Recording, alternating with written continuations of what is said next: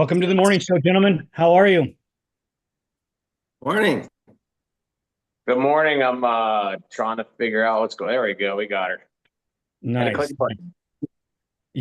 As 2024 rolls to an end, I reached out to two of my close friends in the industry and two gentlemen that I really, really respect their opinion and wanted to have some insights into some of the great things that happened in our industry in 2024 and then some of our wish lists for 2025. So I reached out to Joe Tolle and Jeff Henson from Dirt Wheels, and Joe Tolle is with ATV On Demand, UTV On Demand, and they've been on many times, and these are the guys that I think behind the scenes are spearheading the industry and talking with the manufacturers and trying to get us a sport quad, which may never happen from some of these manufacturers, but we can only wish. As the year comes to an end, I need to thank Elka Suspension for everything that they've done for ATV Talk. They're a huge sponsor and a close friend, as well as in my other life in the industry. Antelope Slot Canyon Tours. These guys, if you're on vacation in Arizona, you need to go take a tour and check out the canyons. The Blunt family and Craig Christie are always there helping the industry and have done a lot of great things for ATV Talk. That being said, my wish list for 2025 is health and happiness for the industry and growth. But I want to get into some of the things that went on in the industry in 2024 before we get there. Jeff, I'm gonna pin this one on you first. Looking at some of the machines that came out, whether they're UTV or ATV, what are the high spots in your opinion? For me, definitely the Can-Am 1000R Outlander, the first ATV to surpass 100 horsepower at 101. You've ridden this machine too. I got some time on it really recently, and I've actually got some machines here also that haven't really had a serious update in 20 years. And when you get off of one of those and get on this new Can-Am, it is a whole different experience. It's oh man, it's not just the power of that machine either. It's the ride is just amazing. It's so smooth the way it glides over stuff. And for being as big as it is, at almost 1,000 pounds, it's actually very maneuverable out on the trails. Whipping around turners and stuff. After riding it the other day out in the desert, I'm kind of tempted, and I may do this at the first round of the series. The work series here in the end of January. I may enter that thing to the 4x4 race on Sunday. Are they So going we'll to see. allow that? Oh yeah. Oh, they already have. They already have a couple of guys that race 4x4s on a regular basis. They do have their own class. It's just one and two at the most here and there. William Shelburne, who also rides a sport quad on Saturday. I was out riding with him yesterday. He's running the Scrambler S. So it'll be kind of fun to get out there on this stock machine and see how it does against that ATV. And I don't know. I that's a class that I hope will pick up out here on the West Coast like it has in GNCC racing. I hope it does too. I think it would be awesome to get those machines featured, a little bit more prevalently. I think the Polaris might do a little better on the West Coast with the width, Yeah. the terrain, maybe some of the speed. I did choke on that a little bit, saying that about Polaris. I do hear that the Polaris, yeah, with that width and stuff, it handles whoops and some of the things that are associated with West Coast racing a little better than the Can-Am, but we'll see. I think it was you or Joe. One of you were schooling me on how it handles in the rough terrain and the whoops like that. Might have been Joe when he was telling me about the Polaris. It's not something that I've gotten to ride one in the sand dunes for like 2 minutes. Yeah, So I don't have a great opinion on it. yeah. Joe, I mean, let's transition to you and any highlights for you.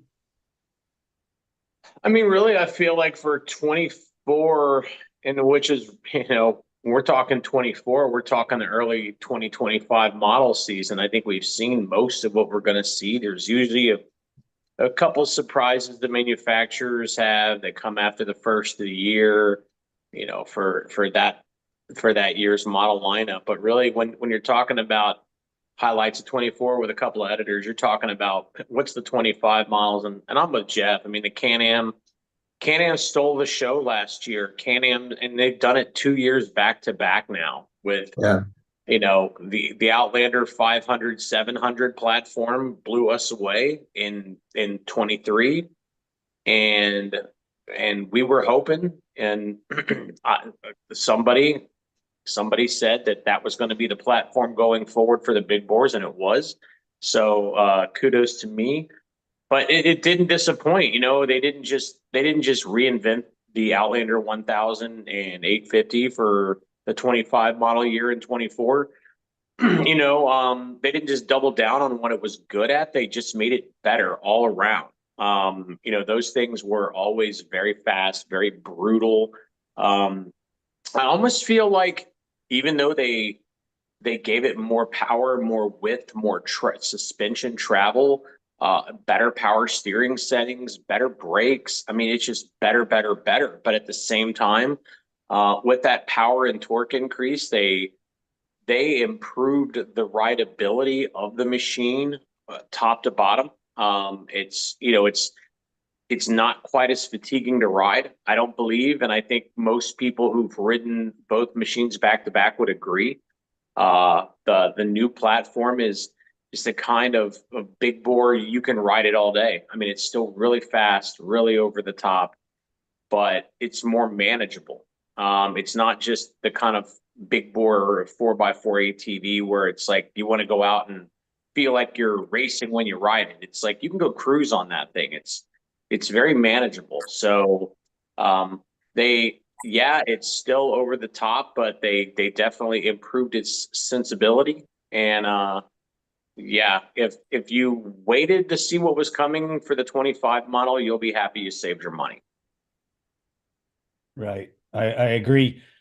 I agree. I don't want to get into hashing out my feelings on that machine. Everybody knows that I freaking really enjoyed it, and it allowed me to ride and feel comfortable. And with some of my limitations in movement and some injuries that I've had from the past, I didn't have the same problems that I do on a more aggressive sport quad. For like, if that was a sport quad, I wouldn't have been able to ride it 2 days in a row. Yeah.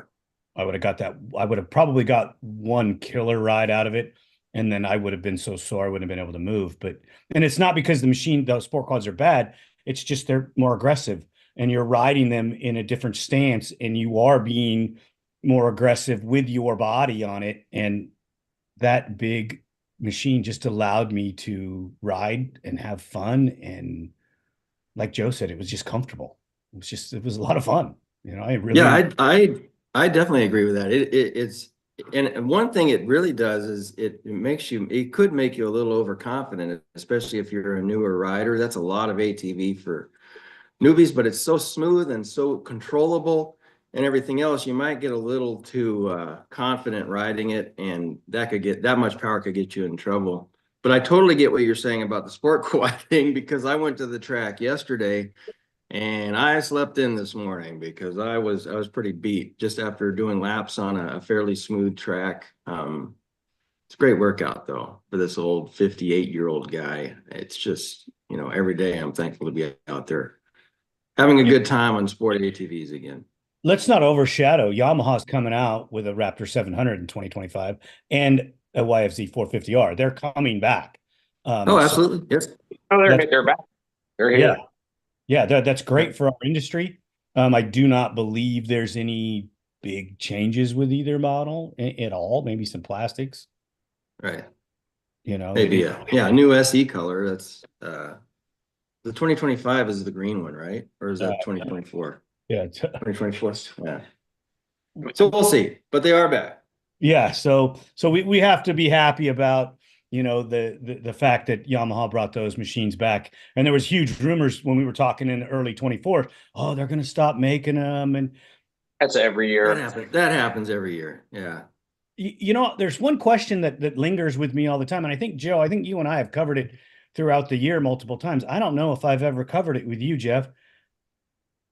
you see Yamaha has two strokes, you see KTM has two strokes. Um, I was looking at something else where there was a two stroke coming out in a smaller form of a off-road vehicle. Do you think that we could ever see a sport two stroke ever again? I think there's a way to do it, but I think there are laws in place that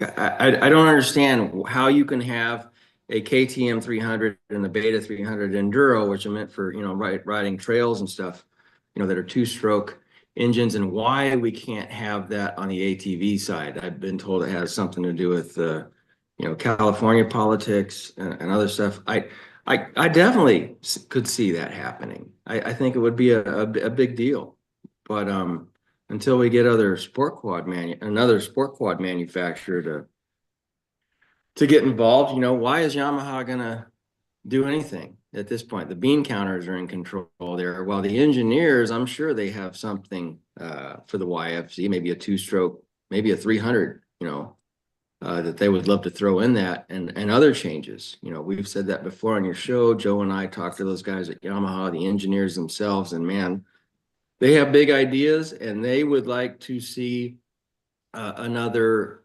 competing manufacturer get into it more than anybody, so then they could really unleash, what they've got on the drawing board. John, I ask you this. Do you think that maybe the other manufacturers are scared because Yamaha has had so much time to build a second revision and a third revision that's on the drawing board or already manufactured, sitting there waiting to go to the assembly line? Do you think that Honda or Kawasaki or anybody else could just be fearful of being squashed by that? Yeah, I don't, I think we brought up too that Kawasaki told us that they Beat could you to the bring back. punch. What's that? Yeah, you beat Joe to the punch. Oh, was I supposed to talk to Joe? Oh, Well, go Joe, ahead, Jeff. Joe's Go. usually faster than that. So I'm filling in dead space. Let me just throw this out there real quick. They told us it would cost 13 grand to introduce something, and they can't be competitive against Yamaha, which, what the YFZ is 10.7, 10.6 now. How are they going to come out with something new? It's got to be better than the Yamaha. And I think there's only one player there that could definitely be successful, and we all know who that is. Who? Honda. Oh, Where's that for? I thought they went out of business. Oh no, they're still in business. They just Yeah, they're one of the 20-year-old technology 4x4 ATVs that I was talking about earlier. right. There you go. Fire away, Joe. I don't think they're scared of what Yamaha's doing. I think they're just, I think it's like the 80s all over again. I think they're just scared of losing money. I think they all lost so much money back in 2010. Like everybody went all in on sport quads, like 110%, to the point that, and I think we touched on this maybe last week, there were too many people building them. And too many companies got stuck with too much inventory for too long, and they lost their butts. And that's what happened in the 80s with the three-wheelers. I mean, look at what happened when four-wheelers came out. Like, you could buy three-wheelers forever new, just cheap, and then used, just cheap. And it took until now, took until the last 5-8 years for three-wheelers to just really skyrocket in value. And I think the manufacturers are just, I think they all took it in the pocketbook so bad, they're just scared to build one, even though there's a demand, even though they would sell them, especially if the number of manufacturers getting back in was somewhat limited. They're just scared of losing money. That's it, period. They're scared of losing money. They're scared they're going to build it and nobody's going to buy it, or they're not going to sell enough. I don't think it has anything to do with Yamaha. I think they're just like, yeah, we lost our ass and we don't want to do it again. But they're losing money on other things that they're building, and they're not. They're They made millions off the ATV industry. I'm speaking of Honda, for all of those years to way more than they lost. And why would they be afraid now when anything they put out in the 450 sport class is going to sell? Yeah. Yeah, And and I mean, there's clearly a demand for it because, let's just look at the other segments very quickly. Personal watercraft, Sea-Doo Spark. Yamaha has a competitive personal watercraft to go up against Spark. I don't remember what the model is, but they came out with it a couple of years ago. Look at the road market. A few years ago, I'm sitting here and I'm not a crotch rocket guy, but I think they're cool. And it's like, oh, Kawasaki built a 250 crotch rocket again. Oh, sweet, 250 crotch rockets. That's cool. Those will be cheap and fun and great for getting around the city and downtown. And if you live in an urban area, those, sweet. I mean, that's a 400 now, but now a bunch of other companies have bikes in that 250 to 400 class. So and Can-Am, they've got the Riker. It's basically a three-wheeled crotch rocket, and they're eating it up, and they're bringing a different demographic of buyer into the stores. So they've expanded the base of power sports by making that unit. Um, you know, Look at dirt bikes. You got CRF 250F. You got KLX 300. Point being is that power sports recognizes that every single segment there is needs an affordable, and this is where I go back to the money thing, and they're just scared. They're being bitches. Yeah, I don't care. Every segment of power sports has an affordable entry level vehicle to get people into it, except the four-wheel dirt segment. Every segment except our segment. What? Yeah, four-wheel dirt vehicles don't need an affordable entry-level sporty machine. Bullshit. But they're just scared and they're cowards and they're not thinking and yeah. that's So that's whatever. why that's why our numbers of growth are not as big as they should be, because we don't have that entry level machine, Raptor 250, 300EX, whichever size or whichever one you want to come out with. I And mean, compared to, and when you look at the four-wheeled off-road segment, I mean, with the whole thing saying, not even mentioning the cage part, but four wheels off-road, what is there that's really sporty, that's affordable? And I'm sorry, if it's got racks on it, it's cool, but it's not sporty and light, and you can pick it up and throw it in your pickup truck, and ramps are an option, all these things that come with a sport machine. Maybe if we don't call it a sport quad anymore, we come up with a new term, they'd be more likely to do it. But the bottom line is nobody builds it. Polaris is failing. It's like, let's stick Ride Command on a 570 and charge $12,000 for it. Well, that sounds stupid. That's not a good idea. I think that Polaris got lucky with the RZR 800 taking off so well. And then the Right place, 900. right place, right time. Right place, right time. Because the sport quad market was oversaturated in 2008 to 10. It was on its knees. Too many fish in the pond. And then here's Polaris with the Razor 800 that costs a couple grand more, but you can bring your wife. It was unique. It was different, and nobody else had it. So Polaris had 100% of the market share. That's what took Polaris from last to first. There's an upward trajectory, I think, to be had for a company that would be like, you know what, maybe nobody else is doing this sport quad thing except Yamaha. And they haven't done anything new and exciting since, I don't know, 2009. So let's come out with something. Well, Ian from Speed One just put on the chat that the LTR Suzuki, with a couple minor mods, could roll into that platform or that spot and compete well against the Yamaha, if not a little better, because the engine was strong, other than the transmission. And the chassis, they're still using the technology in so many other models, as far as the spindles and some other things they do, Yeah. that there's just so many people that love it. So there would be the fastest transition right into, the winner's circle, or, the homes where people need new sport quads. And I bet money that 50% of the field would transition, Yep, I agree. whether it I be mean, in pro class or down. I've said before, like, take that exact platform, take the briefcase of electronics off the side of it, clean up the electronics package, beef up the transmission. W. Um, Maybe they don't want to build that old engine anymore. That'd be great. Take your 2016 RM450 engine that hasn't changed in 9 years and beef that thing up a little bit, put a quad transmission in it, shove it in a quad chassis. We don't even care if it's got a Kickstarter. We don't have to hike our knee or our chin to start the bike. And that engine would probably be some distance ahead of what's capable. I'm going to guess you're the motor builder. I'm not. I don't know how much you mess with dirt bikes, but that RM450 engine in that chassis. Now you got a hybrid. It's not a bad setup. Put a push button on there and you're good to go.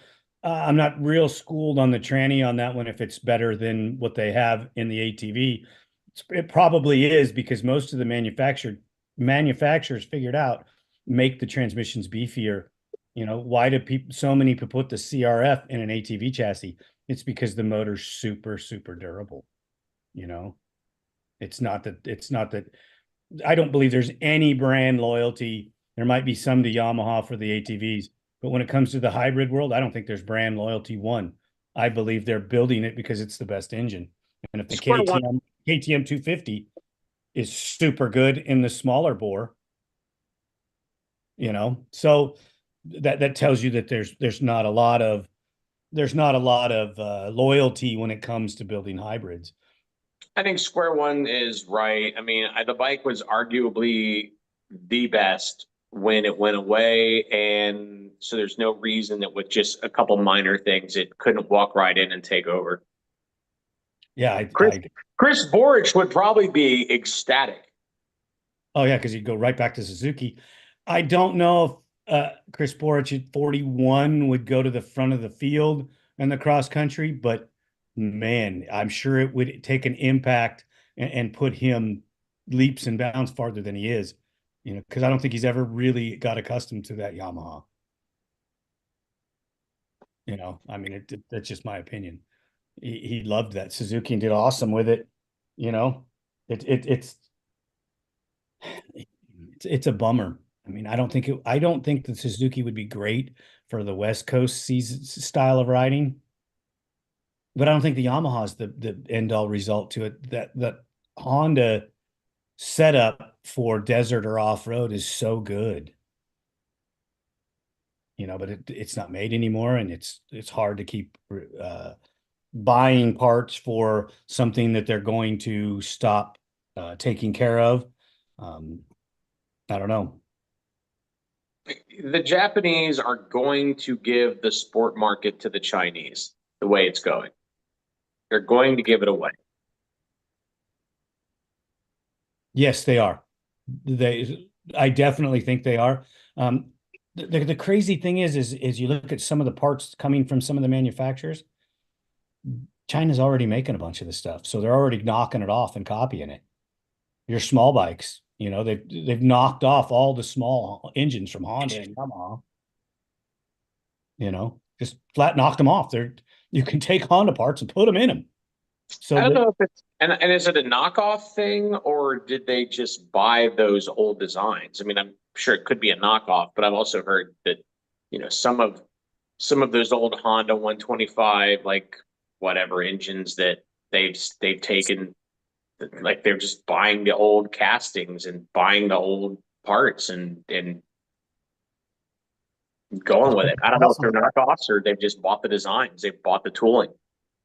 I don't know. 50 Magic wants Dirt Wheels to invite all the manufacturers to a sport quad camp and have them all ride the YFZ and the Raptor. So Dirt Wheels, there you go. You have a task for 2025. Yeah, I agree. I agree. You know who would show up? Yamaha. Yeah, That that's would it. be it. That's it. That would be it. You know what? But let's do it anyway, and let's open it up. MX Beans, we'll get Ian out there. Let's just go have a fun ride day, and then we can just, the article will be, hey, Yamaha's the only one to show up, so nothing to see here. Yeah, let's go ride with Pat and Scott at Yamaha. That'd be great. Heck yeah. They love sport quads. They're good to hang out with. Yeah, absolutely. Scott's been racing some GNCC lately on the YFZ. And then he races a YZ on Sunday. Well, that's So, and he's one of the engineers there, and that's the guy that you want building your stuff because he's out using it at the same time. yeah. Yeah, Scott's actually our press guy. Pat's the engineer. Pat's the one that knows everything about this stuff and has a lot of input on what went into the development of the Raptor and the YFC. Yeah, big time enthusiast also, and that gets out there and races and rides dunes and everything. So Well, Yeah, ATV it's Go pretty ahead. neat that Yamaha's head product testing guy, Pat, is also, if you corner him and no one's around, he'll happily tell you like, oh, sport quads, that's my favorite thing to test. I love yeah, So it's so nice to see a guy that's got the passion that we have for the ride on four-wheeled segment as the head of the product testing guy at Yamaha, the head of product testing. It's great. But Joe, I kind of agree with you. I believe that China will also take that over. Um, you know, MX Beans LTZ 400, from China. I don't think that's going to be a home run for them. I don't think that many people would buy that machine, but there is a Chinese company that's I saw it at AIM Expo. I think it was last year that has duplicated the Raptor 250. I can't remember the name of that company. Started with a P or something. Oh, well, the reason they did is because they were probably contracted to build it for Yamaha, and now they have that's everything. And That's a possibility. Yeah. That's what I think is going on because Yamaha hasn't confirmed it, but rumor has it is that machine was made in Taiwan. It was never made in Japan or the United States. It was a Taiwanese built bike, and the owner of the plant came in one day and says, "Yeah, we ain't building them no more." But yet you can still find them from what the heck was the name of the company? I've showed it to people. I'll think of it when we're done. Yeah, I thought it started with a P. I can't remember. I remember, but you remember. Pentora, Yes, Pentora 250 is the model. Yamaha told us when they did quit making it, it was a vendor issue. So yeah, they never said it wasn't demand. So according to them, it was a vendor issue, which makes sense. So, well, dude, fix the vendor issue and get that thing back out there because that's another machine that would yeah, but kill it. I mean, Huh? you go to the races today and kids are still racing old, Raptor 250s. They're fun for adults. I went all over the dunes on one and had a ball on that thing. They're pretty tough little quads for an air-cooled 250. Yes, exactly. The Nikasil hard-coated cylinder makes it even better. The head design is not the greatest. Some people must be putting them together wrong because they have head gasket issues. So they're doing something wrong with them, but that's just another issue that the aftermarket guys can figure out. I remember when Adam Campbell and it was Adam and it might have been Alan Knowles from CT and 4 or 5 other guys all had Raptor 250s all modded out and would go to the track, and they wouldn't ride in their 450s, they were riding their Raptor 250s. Yeah, that was actually after we had a big press ride where all of the different ATV editors, this is when Quad and the ATV Rider were still in print, all of them. There was, I got probably 12 of us, you probably there, Joe. I was there. At Glen Helen. We did a Raptor 250 industry race. No, I wasn't there. Yamaha told me that they didn't want me to come because they didn't want me lapping you guys. So Is that it? I felt good. They were like, back then Yamaha was still trying to protect the print. So they're like, we can't have some guy from just some online publication showing up smoking all the print guys. And I was like, I get it. I'll stay home. That was based on my performance at the Queen Mary press ride. So, I don't Another blame them. great one. I don't blame them. But yeah, that's the one I was at. I didn't get to go to Glen Helen. Yeah. But the one at the Queen Mary, it was incredible. I mean, it was like Yeah. track could have been just a smidge more technical, but that's just because I got to find something to bitch about. But no, couldn't have been any more fun. Like guys are out here, stuffing each other in corners and just acting like clowns, and nobody got hurt. Everybody had a great time. I have So never much fun. I've never seen such a fun. I've never been at such a fun intro and never seen the other guys smile so much. Yeah. It does not take a big ATV to have a ball. And No. and that takes me, let's talk about another highlight of maybe 2024, is that TRX 90 racing is growing. Yes, it is. Yes, And it is. you can't modify it. You can't spend money on it. Like they're popping up, is it Janusa that started it? Really kind of will credit him. Isn't that who puts on that Turkey Bowl race, that Turkey Derby? Turkey Derby's Nick Janusa. And, when we were talking to Jeremy Osborne, he said that he's probably going to get Nick involved in his deal to set up the track for the pit bike race at Briarcliff, which, man, I just think that's just a whole form of having fun again. A couple shows ago, we talked about some of the things that were wrong. And one of the biggest things is I don't think we have fun anymore. We're out there racing and pushing and pushing. Where are the guys that are having a ball? They're on 90s. Ear to ear grin, laughing with their buddies, having a great time. It's like, yeah, how much did you spend to build your YFZ 450 motor for this race that you blew up 2 races ago? Oh, I got $10,000 in this motor. How much you got in that TRX 90 race quad? $3,500, $3,000. I bought it used for 2. And I've ridden it What for do you spend on maintenance? done nothing to it but change the oil. What do you do? What do you spend on maintenance? I don't know. I change the oil once a year. Yeah. I get it, man. I get it. That motor's similar design to the original. I mean, it's a offshoot of the original ATC 90 that came in 1969. It's the evolution from that to the TRX 90, and Honda overbuilds all that style of stuff, and they'll be riding them until they're just nothing left. They're that good of a machine. Don't let Honda know that it's so popular though. Otherwise, they'll discontinue it and make it electric. What is this?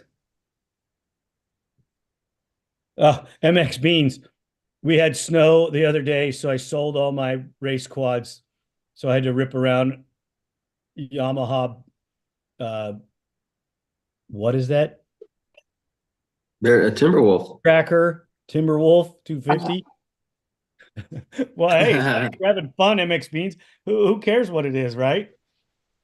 I had a buddy who had one. Like I bought my first brand new quad, my Yamaha Warrior back in '96. My friend's little brother, who ended up becoming, a good friend of mine and like my little brother.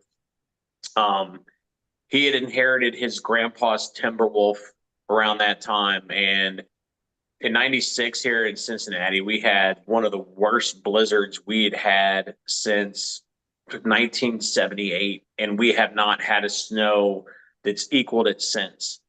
And they had a few acres out in the suburbs, big old ranch house, had some woods behind it. I mean, we had like 26 inches of snow.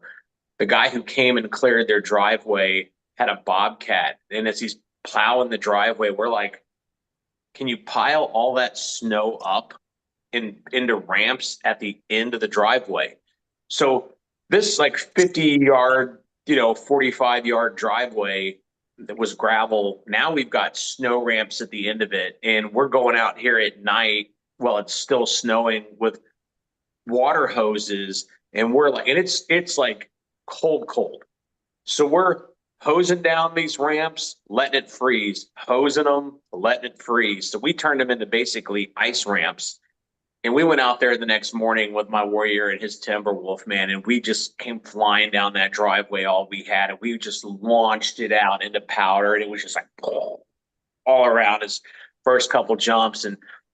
But that Timberwolf, we beat the shit out of it. Never destroyed it, but we beat it. Like these kids, I had my quad, but John and his buddies, they go out there. I watch them, and they jump that thing, and they jump it so high it would double bounce when it landed. That thing never broke. It never had a major mechanical failure. I think it got parked because there got some dirt in the carburetor. And I was thinking yesterday about like, what are the best entry level beginner machines on the market right now that are inexpensive, easy, to maintain, don't require a lot of maintenance, that could just be fun. And that bike was just sticking in my head like, man, those old Timberwolf bear trackers, like you could throw them off a cliff, wouldn't die, just fun. The tighter the woods, the more fun you're going to have. That's a bike Yamaha should bring back. That's what the industry was built on, is machines like that were so durable that you could just ride them and ride them and ride them. Abuse. Everybody abused them, you know. It's crazy that we don't have that kind of stuff again. You know, the TRX 90s is an evolutionary machine that's like that. You'll see those bigger riders ride those things until they're just nothing left. And it'll probably be 10, 12 years down the road before they destroy that one and have to get a new one. I almost think that we don't see those machines coming out from the big manufacturers anymore, because I think they look at them and they're just like, we can't make a bunch of money. Oh man, if we sell one, we're not going to make $10,000. Why build it? It's like, Jesus. Yeah, I think that's the problem. I think that's the biggest problem we face, because if we even look at the entry level, like let's put sport quads, let's compartmentalize it real quick, and let's just look at the whole entry level ATV segment. What's coming out that's two-wheel drive, that's simple, that's low maintenance, that's affordable? Nobody's building anything like that anymore. Not even on the utility side, hardly. Yeah, and they would sell probably every one that they build, because the bean counters are looking at the giant profits, not the keep you in business profits. What displacement are you talking, Joe? Are you talking 300 cc 2-stroke or 4 strokes, and below that? Because there is one manufacturer that's yeah, there are a couple. I agree with you, Jeff. There are a couple, but they're still Chinese though. I'm talking about like KO. You know, they are all over the place with it, with those size. The 200 is the only one they have in the States right now, right? Right. Yeah, they don't have the 300 yet, but they have a 200. They got a 180, a 150, a 100, a 125. You know, they have a whole bunch of different youth size models, sport and recreation. I don't think they have any. They have a 300 two-wheel drive utility. I don't know if that's EPA compliant or not, but that's either here or it's about to be here, which shares the same. I think it is here. It is here. I saw one at the shows out there in the ATV world that are not going to support a Chinese ATV. Right. And they need to get off of their couch. And if this is an ATV that the aftermarket industry can adhere to and grab on and fix it, that's what we need to do.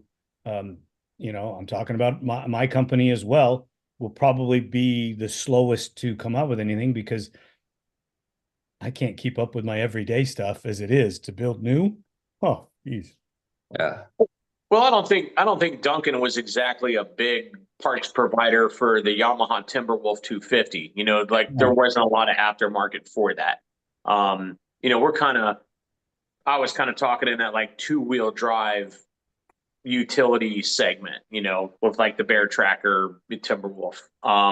Yeah, Jeff, I mean, KO's in it. There's a lot of Chinese companies that are kind of in that space, but there's no major manufacturers in that space that have come out with anything like that in forever.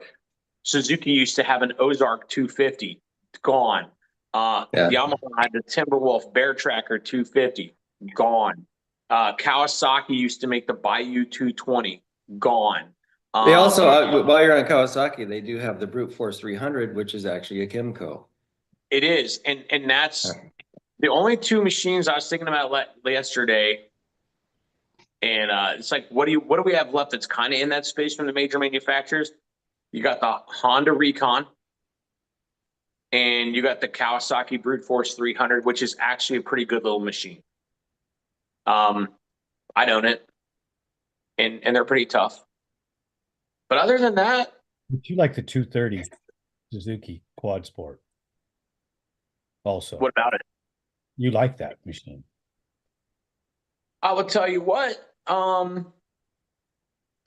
if Suzuki released the 1985 LT230 Quad Sport in 2025, they would have the best bike in the class. In my opinion, it's better than the Honda 250X. I'm going to give you that one, because that 250X is shaft drive. It's so limiting, but the 230 would give you the option to do a little bit of extra to it. You could still put A-arms on it. You could change the gearing. You could do motor mods. So I would give you that 100%. It was just never a machine that I really liked at all. But that's neither here nor there. In the chat, they're talking about the fact that most of the people won't give the Chinese quads a shot at them. Elka used to make shocks for everything ATVs. I don't think they do. I think they've limited some of this stuff out or weeded some of this stuff out. We'll see. We'll see where with a new machine coming to market, I think before you see Elka jump in on it, which Elka obviously builds more suspension for more models than anybody at this point. I think if something came out from a Chinese manufacturer that, passed the dirt wheels test, the ATV on demand test, and, they see us giving it the thumbs up and they see some people starting to take to it.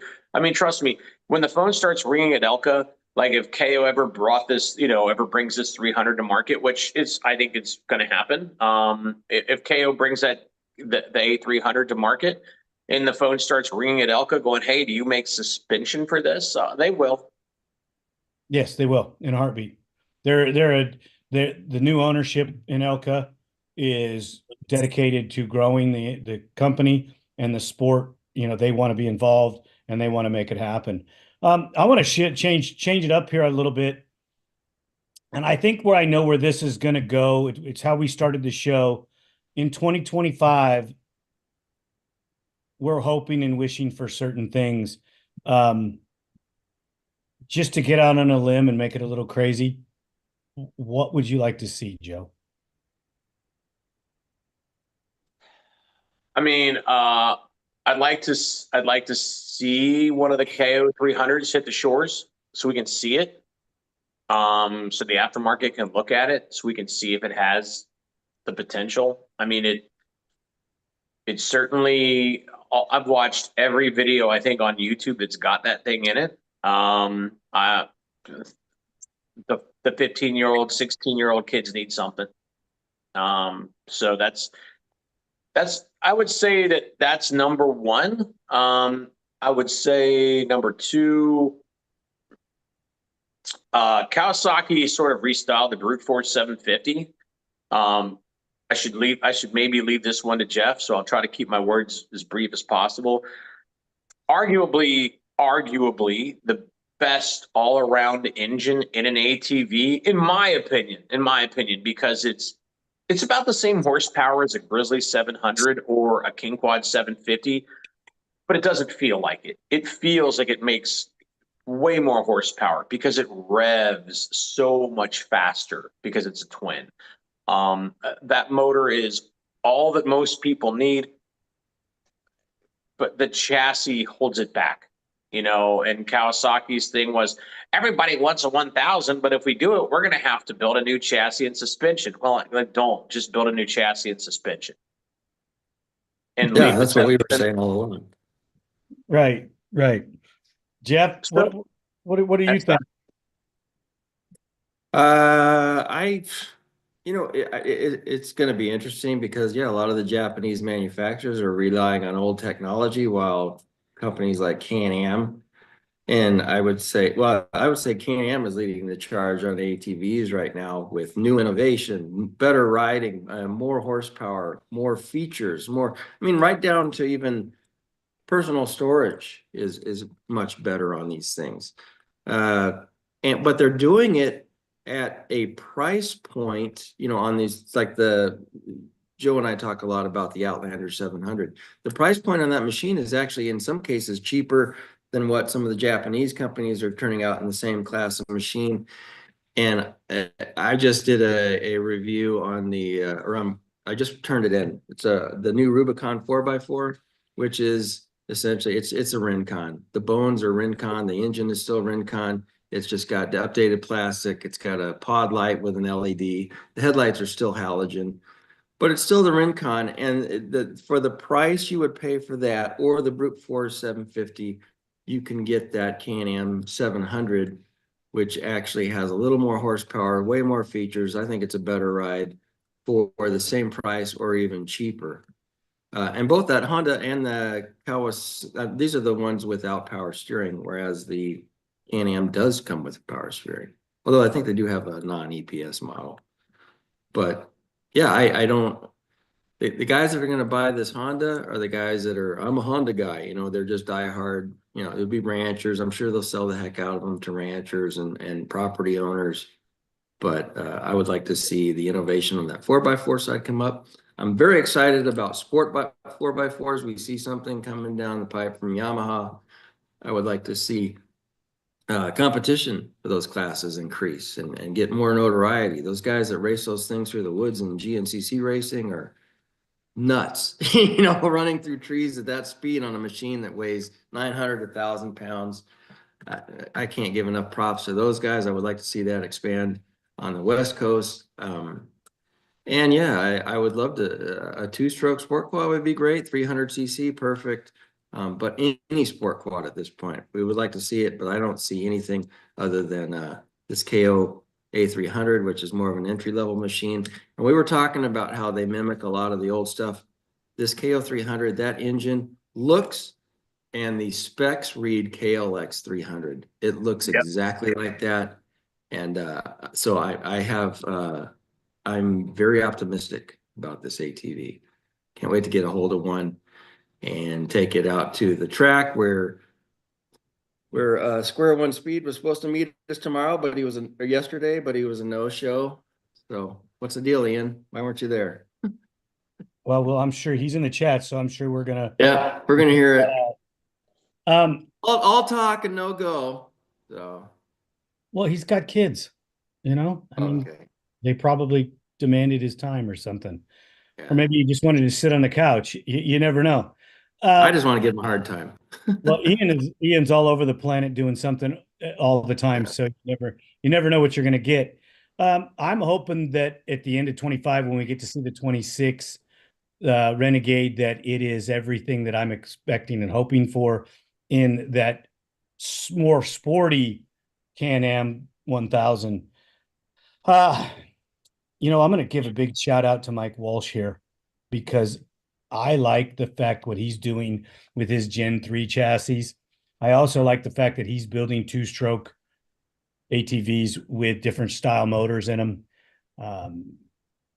That to me is really exciting. I would love to get my hands on a chassis for one of them KTM 300s so that I could put it together and, put my touch on it.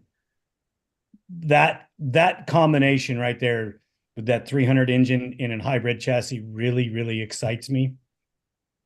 I think that it's just something that would be a lot of fun. I think if I sold all my personal possessions, I could probably buy one. Well, I didn't know you had that many personal possessions to sell. I mean, I got a truck.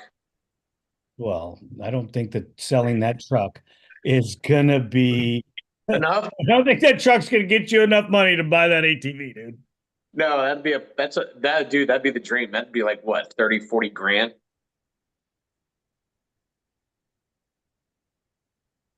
Um, no, I don't think. Well, you have to buy the motorcycle. Trust me, I'm pricing one out right now for a customer, um, a guy that I do a lot of builds for, and he is toying with the idea, but he's got three 450s, two Banshees, and a Raptor already. And he's got those two. He's got two of the motorcycles that he would send me one and have me build it. So that's what I'm hoping for in 2025. I want to make sure that we tell everybody in the chat, thank you guys so much for supporting us and being there. The without the fans and without you guys following us, none of us would do well. Dirt Wheels is growing, ATV on Demand is growing, and ATV Talk is growing, and it's all because of the fan base and the work that we're doing getting out there. Before we close out for 2024, I want to know, coming from you, Jeff, what has Dirt Wheels got going in 2025? Are you going to expand the sport quad portion like you did in 2024? Yeah, absolutely. And the vintage stuff too. We just did a big shoot with you guys. So I love that Banshee that we took out to the dinner. I got to get on it for a little bit. We were out there with Brian Radovich, got some fantastic photos, but I never thought that at my age that my first sport quad was a Banshee. So I love seeing these builds, but I never thought that I would be at a point where I, want a Banshee again, especially after, racing Hondas and the YFZ now. I just felt like they're easier to ride. But this Banshee that we're doing the shoot on, that was built at Duncan and has roll. So it has a lot of YFZ components in the front. It actually steers, provided you can keep the front wheels on the ground. And the power, though, is just incredible mid-range power that you don't have to shift it as much as you would expect out of a Banshee. You can get into the meat of that power a lot easier. You can, clutch it a little bit. I had so much fun on the limited time that I got to spend on that machine. It had me thinking again, maybe I want to build a Banshee again for, at least for dooning or whatever. So we got that. We got Quadzilla coming. We got some newer stuff for the YFZ 450R. We have we're working with another guy who has a 1982 ATC 250R that is just he's actually making this into I think it's like a race replica type machine. He's out on the East Coast. So we're going way back. We're doing a three-wheeler thing still again. This is the stuff that Kane and I love. We, to write about. It's so much easier to photograph these machines in action because they're way easier to make look faster than a UTV or side by side. We got to keep doing the side by side stuff too, because that's where the market seems to still be, although there's a big slump in sport side by sides. But yeah, we are absolutely not going to give up on that stuff. Those are the articles that do very well for us. We get big traffic on those old vintage machines and the new sport quad stuff. So yeah, we definitely, I want to do more of that. That's the stuff that I enjoy doing. I agree. I totally agree. Joe, what is ATV on Demand and UTV on Demand got coming for 2025? I know that you're always super busy making videos. So let's hear it. I know you got some top secret stuff coming. Well, I've got a lot of stuff canned right now that I filmed. I got some catching up to do. Business wise, we're looking to do some team expansion this year. As far as content goes, well, on the UTV side, we've got a Polaris Pro R versus Maverick R shootout that we've filmed. We have to go back and do a little bit additional testing. I had a guy asking me online when it was coming the other day. We kind of realized during our testing process we had a little bit of a mechanical issue with Can-Am, so We're going to get our hands back on one of those, do a little bit more reevaluating and rescoring. Sorry that got pushed back, but we want to be accurate. We want to be right, because we only get one shot when we release a video. You can't go back and redo it. So yeah, now on the ATV side, we got a ton of stuff. We've got both Kawasaki's in for testing, but what we have filmed to put out that people will be most excited about, I think. 10 years ago, we started a 200X project that came with some serious challenges for the company, but that thing is done and filmed. Did it with John Pellin, so that's near the top of the list to get done. You're going to see that thing go head to head against our built 350X project from 11 years ago that we put out, because we still own that trike. We've got a head to head filmed between the 25 Outlander 1000 RXTP and the Renegade 1000, so we can kind of compare and contrast that Gen 2 to Gen 3 platform. Kind of give us a taste of what's coming for Renegade, and got some great feedback from Cody Collier and his mechanic Mike on like how they think the two units compare, what they'd like to see kind of tweaked on the Outlander as it comes over to Renegade, probably for 26.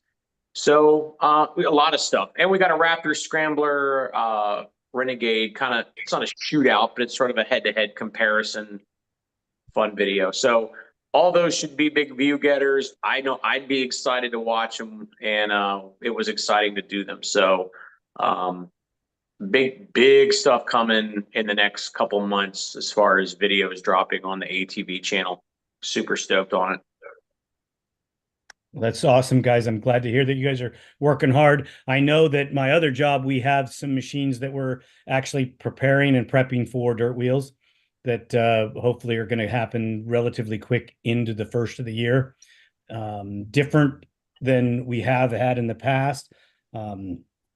One's going to be really modern, and the other one is going to be a little bit of a throwback. It's not too far back, but they're in the 4-stroke realm. So any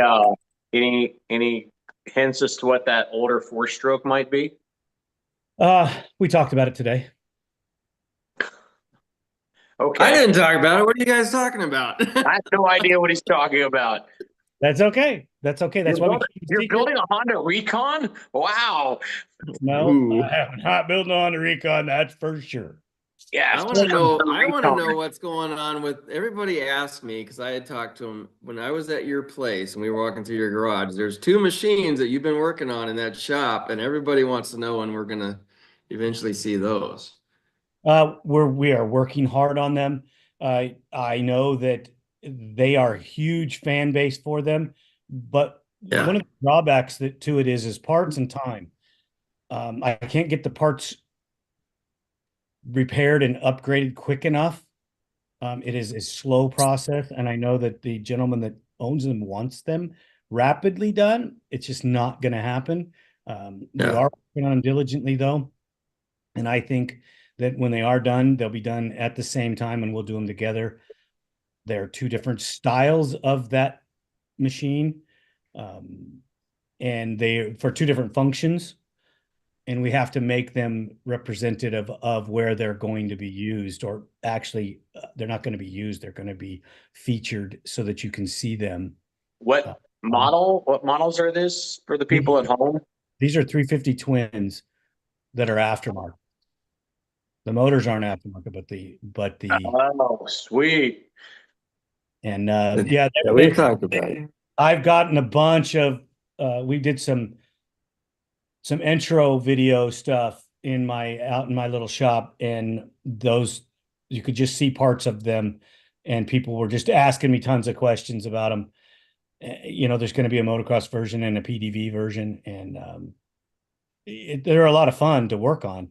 They're just difficult because they're so old, and one of them was abused and worked on by somebody that was on some type of hallucinogenic. Yeah, and we're fixing all of that and making them good again. And so we have a lot of stuff that's going to be happening in 2025. so that, look for it. I think everything will end up at Dirt Wheels. Joe, if you're a little closer, I guarantee you we would have you be doing your magic to them, because I think your viewers would love them. That might even be something I talk my brother into bringing you out here and having you do it out here, just because it should happen. Not that I want to take anything away from Dirt Wheels, but No, we I always do. have. Take it all. No, Joe and I talk 3 times a day, so we practically work together anyway. So right. No, I almost feel like we share an agenda. Obviously we kind of do our we own do. thing. We don't do the exact same stories on the exact same things, but I think Jeff and our heart is in a very similar place when it comes to this industry. So it's a good time to be pushing 50 or be in your 50s and be at the top of the game when it comes to kind of like the media segment of the sport, and have a little influence. And me and Jeff we're having fun with our age and what we're doing in life, I'd say. Yeah. We're not Jeff afraid and I to are pushing harass 60, people. pushing 60, but I am, yeah. not quite 60 or getting there. Everybody, please get your subscriptions into ATV On Demand and UTV On Demand. Follow them, subscribe. They're the leader in video in our industry. Dirt Wheels, you got to have a Dirt Wheels subscription. You got to have that magazine on your counter, on your coffee table. It's going to be the talk of the neighborhood. They're always going to be coming over and stealing your copy of Dirt Wheels. So make sure you get that.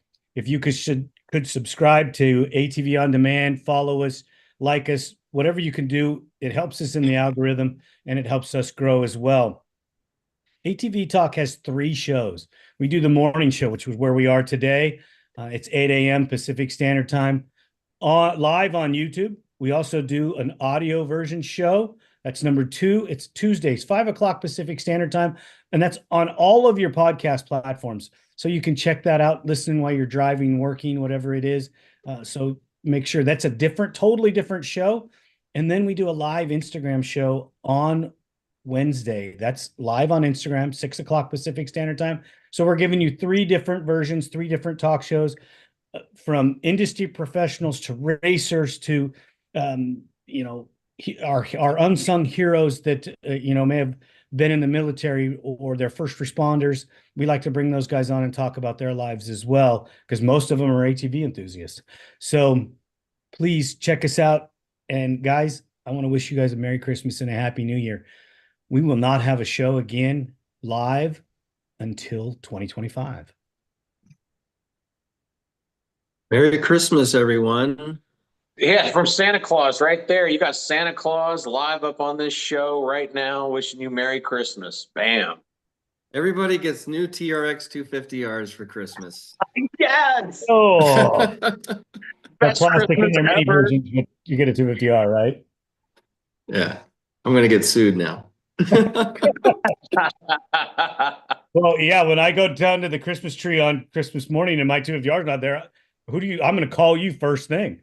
Dude, I'd just be stoked if you could get me a new set of OEM 250R plastic. I mean, wow, that's like 10 grand.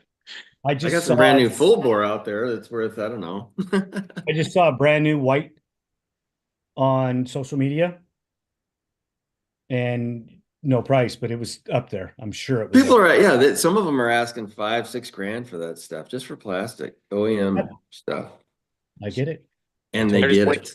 They're waiting for binkies to come up off that loot. Right. Yeah. Gentlemen, have an amazing Christmas. Thank you so much for being on our year-end show. And I will see you guys in 2025. Yeah, Merry Christmas, everybody. Merry Christmas. Have a great day, guys. We'll talk to you later.